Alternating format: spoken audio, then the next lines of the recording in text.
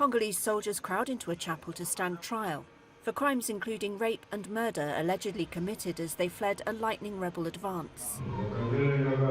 Testimony during the court-martial proceedings have highlighted the dysfunction of an army hobbled by poor pay and corruption.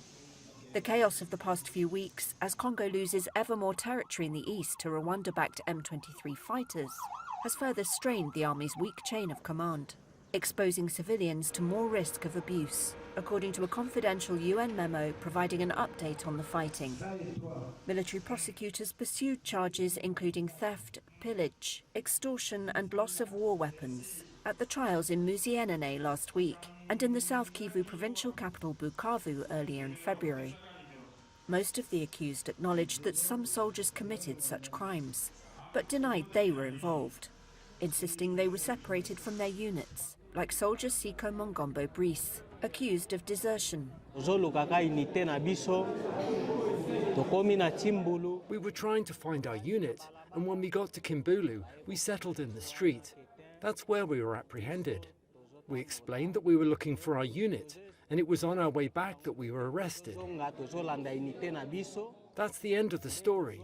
We didn't steal. We didn't do anything wrong. We are innocent. Testimony collected from quick-fire trials of more than 300 soldiers, interviews with 3 senior army officers, and a confidential UN memo seen by Reuters paint a grim picture. While President Felix Tshisekedi's government has touted efforts to recruit new soldiers and acquire new weapons, the senior officers said this has meant little for underpaid and under-equipped soldiers on the front lines. The trials have yielded death sentences for more than 260 soldiers. The army's spokesperson for the Northern Front, Lieutenant Colonel Mak Hazuke, said the accused soldiers have, quote, dishonored the army and committed atrocities that could spur the population to aid the rebels' advance. The M23 rebels are backed by thousands of Rwandan troops, according to UN experts. Their superior weaponry and equipment creates a stark battlefield imbalance, officers said. Josephat Musamba is a Paris-based conflict researcher. L'ennemi, appuyé par le Rwanda. The enemy, supported by Rwanda, has burned the surveillance system and pinpointed their positions with precision. This has led to the loss of many commanders, among other consequences. That is the first issue. The second issue is a lack of trust within the units.